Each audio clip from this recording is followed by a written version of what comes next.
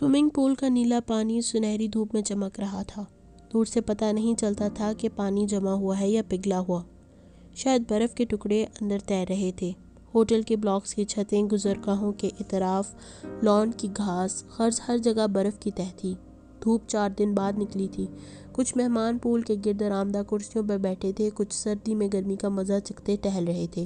ایسے میں ایک سادہ شلوار قمیض پہنے اور ڈھیلا جوڑا بنائے سلور بالیوں والی لڑکی اپنا بیگ اٹھائے اندر سے باہر چلتی آئی دکھائی دی۔ اس کی چال دھیمی اور چہرے پر تھکان تھی، جیسے ساری رات کی جاگی ہوئی اپنی شفٹ ختم کر کے گھر جا رہی ہو۔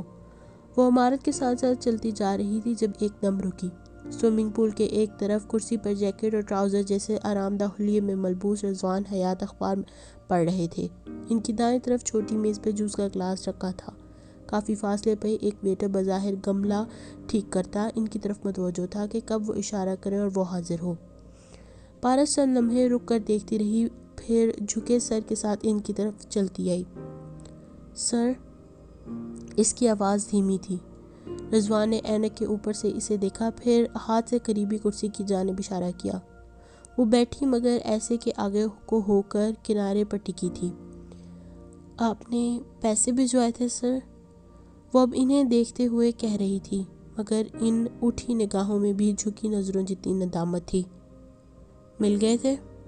وہ اخبار پڑھتے رہے، قلموں کے سفید بال، آنکھوں کا دھیما تاثر۔ وہ معمولی ناقوش کے حامل تھے، مگر پھر بھی گریسفل تھے، بہت گریسفل۔ جی، پارس نے ہمت مجتمع کی۔ آپ نے وہ کیوں بھیجوائے سر؟ کیونکہ آپ کو ضرورت تھی۔ ساتھ ہی انہوں نے صفحہ پلٹا۔ سر، مجھے کہنے دیجئے کہ میری والدہ نے آپ سے جھوٹ بولا تھا۔ شکیل قرض کی رقم عرصہ ہوا ادا کر چکا ہے۔ نہ غنڈے تھے، نہ ہی انہوں نے اسے زخمی کیا۔ یہ رقم وہ بس کاروبار میں لگا دے گا یا اڑا دے گا، اور میں پتہ نہیں کتنے سال یہ قرض اپنے خون سے اتارتی رہوں گی۔ مجھ سے چھوٹے میرے 2 بھائی بہن ہیں، سویرا اور فیضان۔ وہ رندی ہوئی آواز میں اعتراف اور انکشاف کر رہی تھی کہ رضوان حیات کسی خبر کو بہت انہماک سے پڑھتے ہوئے بولے۔ پارس رک گئی۔ لمحے بھر کو اسے لگا کہ انہوں نے یہ فقرہ اخبار سے پڑھا ہے۔ اگر آپ ان دونوں سے رضوان حیات کے بارے میں پوچھتی تو وہ کہیں گے ہمارے بھائی جی ایک مہربان، نرم دل، سچے، جلد اعتبار کرنے والے ایک احمق آدمی ہیں۔ وہ درست ہیں، میں مہربان بھی ہوں، نرم دل بھی ہوں، سچا، جلد اعتبار کرنے والا۔ مگر انہوں نے اپنا اخبار پلٹ کر پارس کو دیکھنا چاہا اور ذرا سے مسکرائی۔ مگر میں احمق نہیں ہوں، نہ ہی کبھی تھا۔ پارس بس انہیں ہی دیکھتی رہی، چپ، الجھی ہوئی سی۔ میں کسی کو 5,000 دینے سے پہلے بھی تحقیق کرتا ہوں، پھر چاہے 5 لاکھ ہوں یا 5 کروڑ۔ میں کسی کی زبان پر اعتبار کر کے نہیں تھما دیتا۔ کیا لگتا ہے آپ کو؟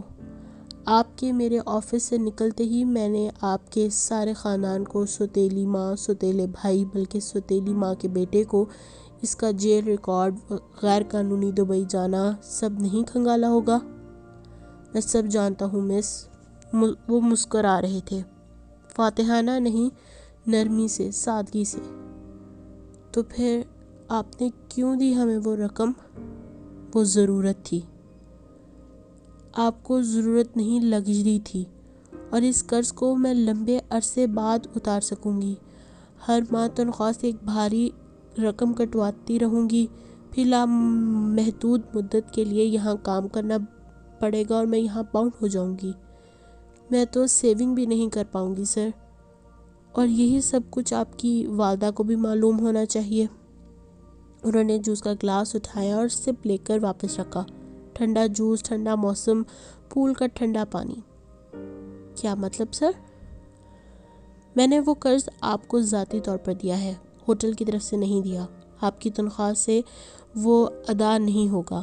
10 سال بعد آپ مجھے یکشمت ادائیگی کریں گی، مگر تب تک اپنی والدہ کو یہ تاثر دے سکتی ہیں کہ ادائیگی آپ کی تنخواہ سے ہو رہی ہے۔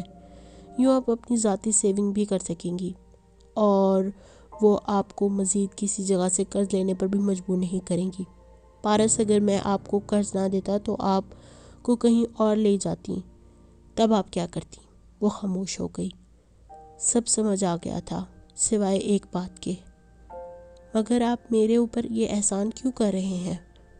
رضوان حیات نے آبرو چکائے اور گلاسز اتار کر سائڈ ٹیبل پر رکھ دیے، پھر سنجیدگی سے اسے دیکھا۔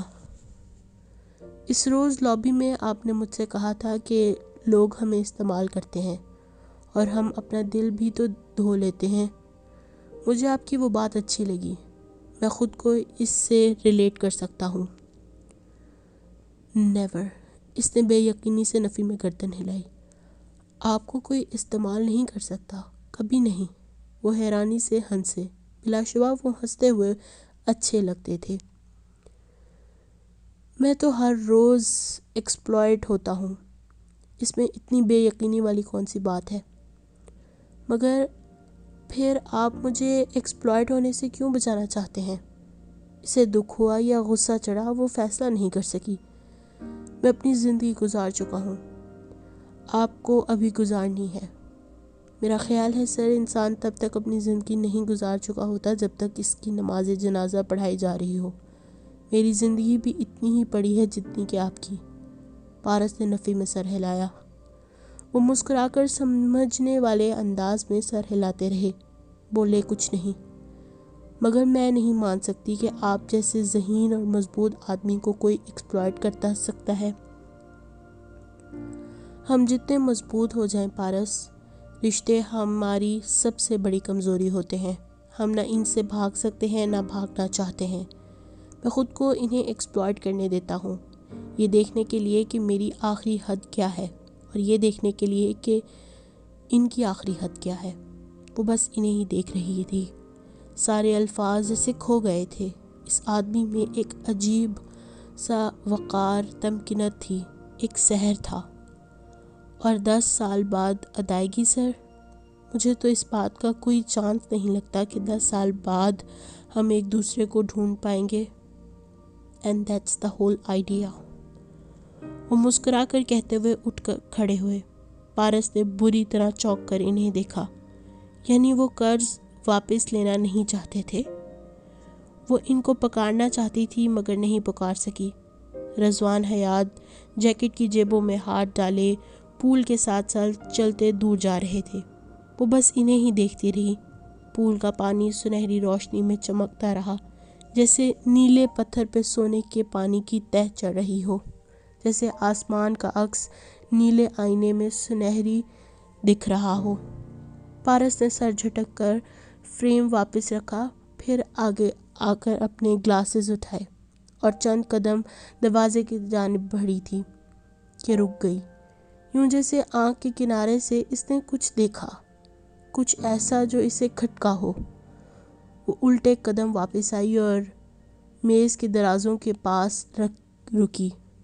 اوپر تلے کی 3 درازیں بند پڑی تھیں، البتہ پہلی دراز کے در سے کاغذ کا ٹکڑا جھانک رہا تھا، جیسے فائل اندر ڈالتے ہوئے اس کا کنارہ پھنس گیا ہو۔ پارس نے دراز باہر کو کھینچی، وہ کھل گئی۔ اوپر والی فائل اس نے ٹھیک سے اندر کی اور دراز واپس بند کی۔ پھر نچلی درازیں دیکھیں، وہ لاک تھیں۔ وہ وہیں کرسی پر بیٹھ گئی، آنکھوں میں تشویش اتر آئی۔ میں نے خود یہ دراز لاک کی تھی، یہ کس نے کھولی؟ وہ خود سے بڑبڑائی، پھر بے اختیار سر اٹھا کر کوریڈور کو دیکھا۔ وہ اب خالی تھا، فائلز کب کا جا چکا تھا۔ پارس نے تیزی سے ریسیور اٹھایا، ایک نمبر ملایا، پھر آپریٹر سے کسی خواجہ طارق صاحب سے بات کروانے کی درخواست کی۔ تقریباً 5 منٹ بعد وہ ان سے ہم کلام تھی۔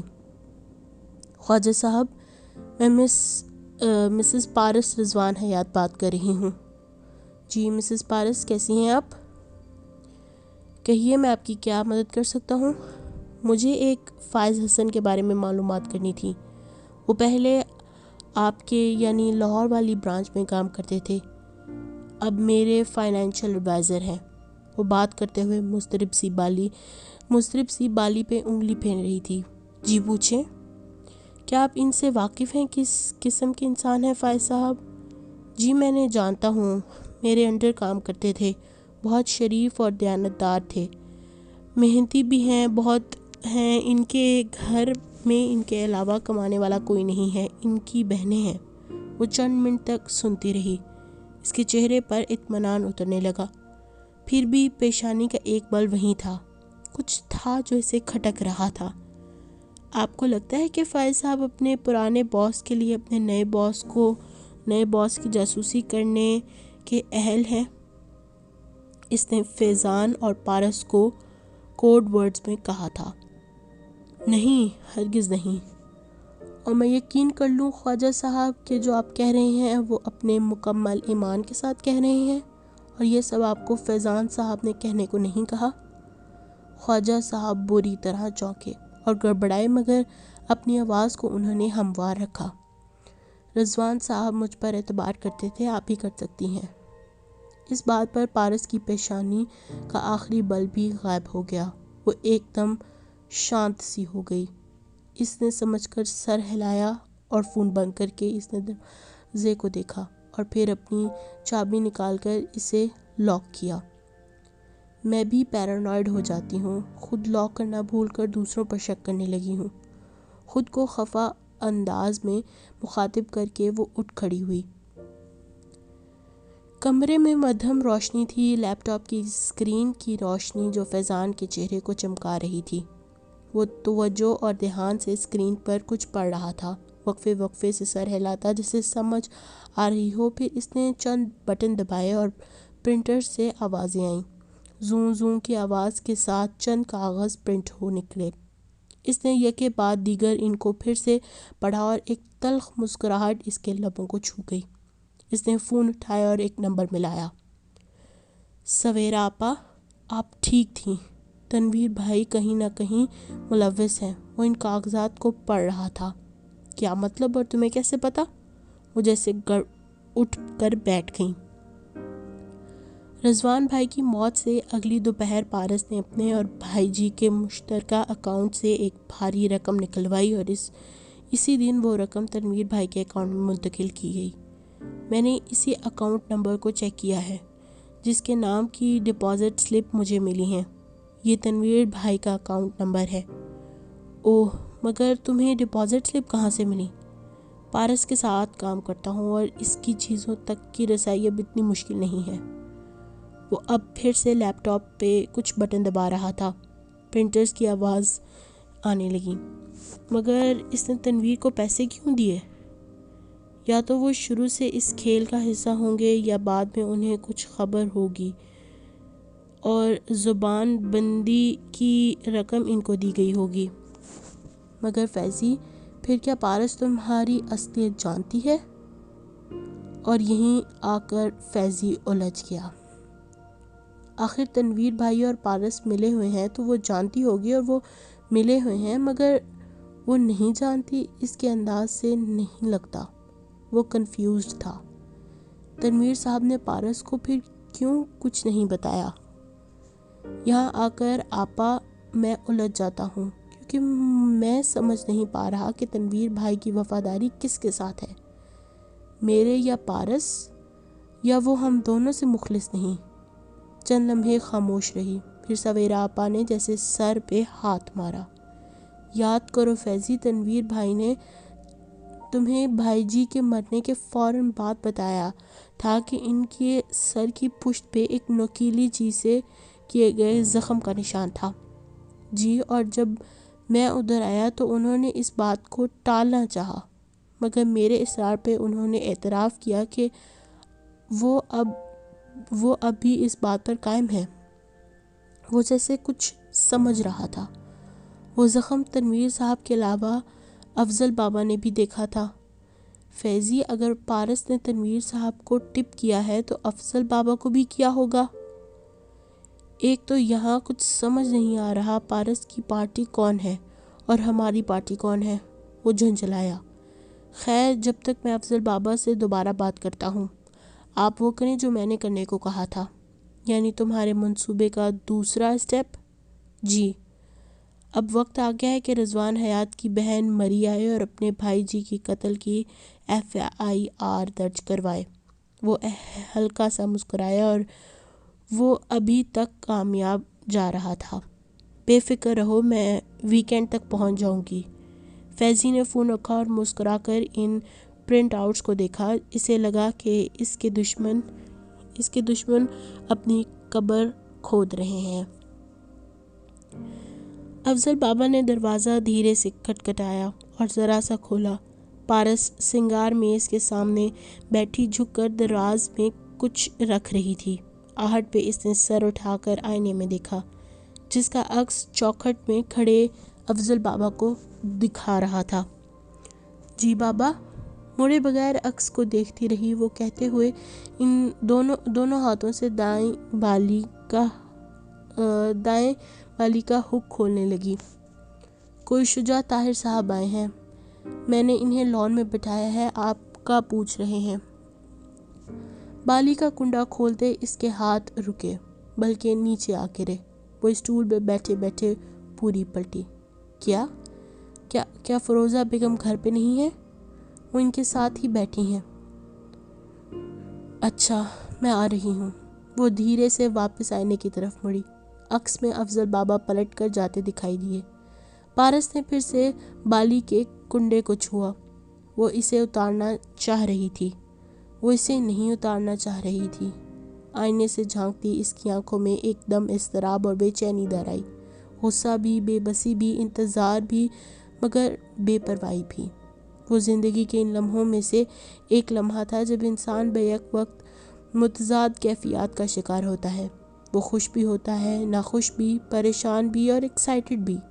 وہ اپنی فیلنگز کو سمجھ نہیں پا رہا ہوتا، وہ اندر کہیں اور وہ اپنی فیلنگز کو بالکل ٹھیک سمجھ پا رہا ہوتا ہے۔ اس نے آئینے میں دیکھتے ہوئے شعوری طور پر ان انمٹ کہانیوں کی تلاش کی، جیسے جادوگر بچوں کے انگوٹھوں پر زعفران کی روشنائی لگا کر انہیں جن کو بلانے کا حکم دیتے ہیں۔ اس نے بھی بنا آواز کیے آئینے کو حکم دیا کہ وہ کوئی یاد اس کے سامنے لے آئے جو شجاع سے ملنے سے قبل اس کو ڈھارس دے اور اس کے رویے کو ری شیپ کرنے میں مدد کرے۔ اور دائیں کو بائیں اور بائیں کو دائیں دکھانے والے آئینے نے فوراً تعمیل کی۔ اس کے شفاف سطح پر بلبلے سے بنتے گئے، جیسے کسی نے پانی پہ پتھر پھینکا ہو، اور ان سے بنتے دائروں میں انمٹ کہانیاں پھر سے ابھرنے لگیں۔ وہ فون کا ریسیور کان سے لگائے کھڑی تھی، 16-17 برس کی لڑکی جس کے چہرے پہ ہیجان و خوف تھا۔ اس کی بالیاں کانوں میں نہیں تھیں، نگاہیں بار بار کھڑکی سے باہر دیکھتی کہ کہیں کوئی آ نہ جائے۔ تم میرے خط کا جواب کیوں نہیں دیتی؟ دوسری طرف جانب شکوہ کر رہا تھا۔ لڑکی کا ضبط جواب دینے لگا۔ جواب؟ تمہارے خط کا؟ شجاع، پہلے میری بات کلیئر کر لو۔ میں نے تمہیں فون تمہارے خطوں کا جواب دینے کے لیے نہیں کیا، بلکہ مجھے تم سے ضروری بات کرنی ہے، مگر تم نے میرا حال تک نہیں پوچھا۔ پارس نے بے چینی سے کھڑکی سے باہر دیکھا۔ بیرونی برآمدہ سنسان پڑا تھا اور دروازہ اندر سے بند۔ نہ جانے کب وہ دھڑدھڑانے لگے۔ شجاع، تم کیوں خط لکھتے ہو مجھے؟ کیونکہ مجھے تم سے محبت ہے۔ باہر جا کر وہ نہ ڈر ہو گیا تھا یا شاید بے باک۔ لڑکی کو ماتھے پہ پسینہ آنے لگے۔ شجاع پلیز، میں نے تمہیں کہا تھا کہ مجھے خط مت لکھنا، اور پھر تم مجھے خط لکھنے لگے ہو۔ میرا دل چاہتا ہے کہ تم سے بات کروں۔ تمہیں صرف اپنے دل کی پرواہ ہے، میری عزت کا کوئی خیال نہیں۔ تمہارا خط ملنے کے بعد چچی اور تمہاری بہنیں مجھے کیسی کیسی باتیں سناتی ہیں، امی اور شکیل میرا کیا حال کرتے ہیں۔ تمہیں کوئی احساس ہے؟ تم لوگوں کی باتوں کی پرواہ کیوں کرتی ہو؟ میں لمبی بات نہیں کر سکتی، بس میری آخری بات سن لو۔ آئندہ مجھے خط مت لکھنا، کسی صورت نہیں، سنا تم نے؟ اور اس نے فون رکھ دیا۔ دل دھڑ دھڑ کر رہا تھا۔ پلٹ کر اس نے گھڑی کو دیکھا۔ 2-2.5 منٹ کی کال تھی، بل میں کیا پتہ چلے گا، اور کون سا امی بل چیک کرتی تھیں۔ اس نے خود کو مطمئن کرنا چاہا۔ پانی کی سطح پر بنتے دائرے غائب ہونے لگے۔ پارس نے بالی کا کنڈا بند کر دیا اور اٹھ کھڑی ہوئی۔ بالیاں اتارنے کی ضرورت نہیں تھی۔ وہ بالیوں میں ذرا سا ہاتھ پھیر کر ان کو سنوارتی باہر جانے کے لیے اٹھ کھڑی ہوئی۔ لان میں مغرب کا اندھیرا پھیلتا جا رہا تھا۔ گہری نیلاہٹ، دن کا سب سے زیادہ ڈپریسنگ وقت، جب خوش سے خوش انسان بھی قنوطیت اور اداسی چھا جاتی ہے۔ ایسی اداسی جس کا توڑ مکمل روشنی یا مکمل اندھیرا ہونے سے قبل ہو ہی نہیں سکتا۔ لان چیئرز پہ فیروزہ مائی ٹانگ پہ ٹانگ جمائے بیٹھی نخوت سے مگر کریت کر شجاع سے سوال کر رہی تھی، جو جینز اور سویٹ شرٹ میں ملبوس مہذب انداز میں بیٹھا شائستگی سے جواب دے رہا تھا۔ پارس کو آتے دیکھ کر احتراماً کھڑا ہوا۔ فیروزہ مائی نے بھی اس کی سمت دیکھا۔ دیکھو پارو، شجاع آیا ہے، اتنے سال بعد اسے ہمارا خیال آ ہی گیا۔ پارس سلام کہتی کرسی پر آ بیٹھی، تمکنت اور وقار سے، کمر سیدھی رکھے، ٹانگ پہ ٹانگ چڑھائے۔ شجاع کہہ رہا ہے تجھ سے ہوٹل میں ملنے آیا تھا، تو نے تو نہیں بتایا۔ فیروزہ مائی کے انداز پر وہ جیسے شرمندہ ہو گیا۔ پارس نے ایک نظر ماں پر ڈالی۔ میں کب تمہیں ہر بات بتاتی ہوں، پہلے کبھی بتائی ہے؟ اب شرمندہ ہونے کی باری فیروزہ مائی کی تھی۔ کیسی ہیں آپ؟ وہ کہنے لگا، آنکھوں کا وہی دھیما نرم تاثر جو دل پگھلا دے۔ فائن تھینکس، اس نے سنجیدگی سے کہتے سر کو جنبش دی۔ کیا کرتے ہو برطانیہ میں؟ فیروزہ مائی پھر سے پوچھنے لگی۔ چھوٹا سا کاروبار ہے، اپنے اسٹورز کی ایک چین جو چند ایک شہروں میں ہے۔ بڑی ترقی کر لی تم نے، مگر تعلیم مکمل کی یا نہیں؟ جی، ساتھ میں پڑھائی بھی مکمل کر لی تھی، وہ متانت سے جواب دے رہا تھا۔ اور تمہاری ماں اور بہنیں اب کہاں ہوتی ہیں سب؟ 2 بہنوں کی شادی ہو گئی ہے، 2 ابھی امی کے ساتھ رہتی ہیں، وہیں لاہور میں۔ ہاں، ہم سے کبھی ملنے آتے تو ہمیں پتہ ہوتا۔ پیسے کے چکا چوند دیکھ کر تمہارے گھر والے تو سب بھول گئے تھے۔ محلہ کیا بدلا، سارے رشتے ناتے توڑ دیے۔ مگر خیر، فیروزہ مائی نے ایک فاتحانہ نگاہ بنگلے پر ڈالی۔ ہمیں بھی سونے رب نے بہت دولت دی ہے۔ پارس کا شوہر رضوان صاحب اور اس کے ہوٹلز کا تو علم ہوگا تمہیں؟ جی، انہیں بخوبی علم ہے۔ پارس جو خاموشی سے سن رہی تھی، شجاع کی آنکھوں میں دیکھتے ہوئے پہلی دفعہ مسکرا کر بولی۔ شجاع نے نفی میں سر جھٹکا۔ علم ہے مجھے، میں پچھلے سال آنا چاہتا تھا آپ کے پاس، مگر تب معلوم ہوا پارس نے شادی کر لی ہے، سو میں رک گیا۔ پھر رضوان صاحب کی وفات کا پتہ چلا۔ پارس کے چہرے پر تکلیف اور اذیت ابھری۔ وہ کہہ رہا تھا، میں نے سوچا وہ عدت ختم کر لے تو میں مل لوں گا، اور اب عدت ختم ہونے کے بعد اس مہینے سے جیسے ہی پارس نے سب سے ملنا شروع کیا، ہوٹل جانے لگی، پھر میں چلا آیا۔ ہاں، اسی وقت کا انتظار تھا مجھے۔ رضوان کی ڈیتھ کے 6 مہینے میں نے گھر سے باہر نکلنا شروع کیا تھا۔ جانتی تھی بہت سے لوگ اب ملنے چلے آئیں گے۔ وہ پھر سے مسکرا کر بولی، جیسے مسلسل شجاع کو جانچ رہی ہو۔ اس کے بہن بھائی تو آئے ہی نہیں۔ فیروزہ مائی کو بے موقع محل بات یاد آئی۔ آئیں گے، ضرور آئیں گے، 6 ماہ سے انتظار کر رہی ہوں، وہ سر کے بل آئیں گے امی، وہ دھیرے سے بولی۔ اس کے چہرے پہ مسکراہٹ تھی، عجیب سی مسکراہٹ جو پارس کا خاصہ نہیں تھی۔ فیروزہ مائی کا فون آ گیا تو وہ اٹھ کر چلی گئی۔ پارس اور شجاع تنہا تھے، یا پھر مغرب کا نیلا اندھیرا۔ کیسے آدمی تھے رضوان صاحب؟ وہ تذکرہ کر کے پوچھنے لگا۔ بہت اچھے۔ پارس کی مسکراہٹ پھیکی پڑی۔ ڈیتھ کیسے ہوئی ان کی؟ اس کے چہرے پر سایہ سا لہرایا، آنکھوں میں چبھن اتری۔ وہ سیڑھیوں سے گر گئے تھے۔ اس نے اب کی بار 2 حصوں میں فقرہ مکمل کیا۔ یہ فقرہ وہ ایک حصے میں مکمل نہیں کر پائی تھی۔ آگے کیا ہوا؟ آگے کیا کرنا ہے سوچا ہے تم نے؟ ہوٹل سنبھالوں گی اور رضوان کو یاد کروں گی ساری عمر، بس۔ پارس نے خود کو کمپوز کرتے ہوئے بظاہر بے پرواہی سے شانے اچکائے۔ کیا اب بھی تمہارے اندر تبدیلی کی خواہش نہیں ہے؟ وہ بہت اداسی سے اسے دیکھ رہا تھا۔ پرانی باتیں مت یاد کراؤ شجاع، میں نے اگر انہیں یاد کیا تو تمہاری طرف لمبا کھاتا کھلے گا۔ تم نے کہا تھا خط نہ لکھوں، میں نے نہیں لکھے۔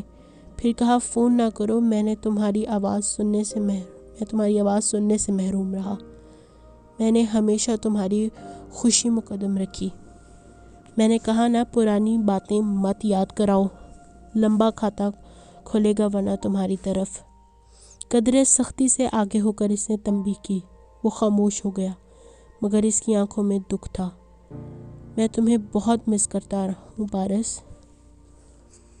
تمہیں میرا خیال تب کیوں آیا جب میں ایک امیر بیوہ بن گئی ہوں؟ 8 سالوں میں پہلے کبھی میری یاد کیوں نہیں آئی؟ اس وقت کیوں مجھ سے ملنے آئے ہو جب میں نے ہوٹل سنبھالنا شروع کیا ہے؟ وہ آگے ہو کر سختی سے بولی۔ اس کی آنکھوں میں طیش تھا، غصہ تھا اور وہ ہر جذبہ تھا جس سے آگ کی لپٹیں نکلتی تھیں۔ میں تمہارے پاس کچھ بن کر آنا چاہتا تھا۔ میرے پاس اتنا کچھ ہونا چاہیے تھا کہ تائی مجھے انکار نہ کر پائے، مگر مجھے بہت دیر ہو گئی۔ جب تک میں آیا تمہاری رضوان حیات سے شادی ہو چکی تھی۔ اچھی کور سٹوری ہے، مگر نہیں، مجھے یقین نہیں آیا۔ وہ اٹھ کھڑی ہوئی، گردن سیدھی رکھے اس نے سرد شعلوں میں ڈوبی نگاہوں سے کرسی پر بیٹھے شجاع کو دیکھا۔ ہمارے درمیان کچھ بھی کامن نہیں ہے۔ تم جب آنا چاہو آ جاؤ، ملنا چاہو مل لو، مگر مجھ سے کوئی امید نہ رکھنا، میں تمہیں کچھ نہیں دے سکتی۔ شجاع ساتھ ہی کھڑا ہوا، پارس جانے کے لیے پلٹی۔ تم اب بھی وہی بالیاں پہنتی ہو جو میں لایا تھا؟ تب یہ اس لیے تھا کہ یہ تمہاری خود پر خرچ کرنے والی پہلی کمائی تھی۔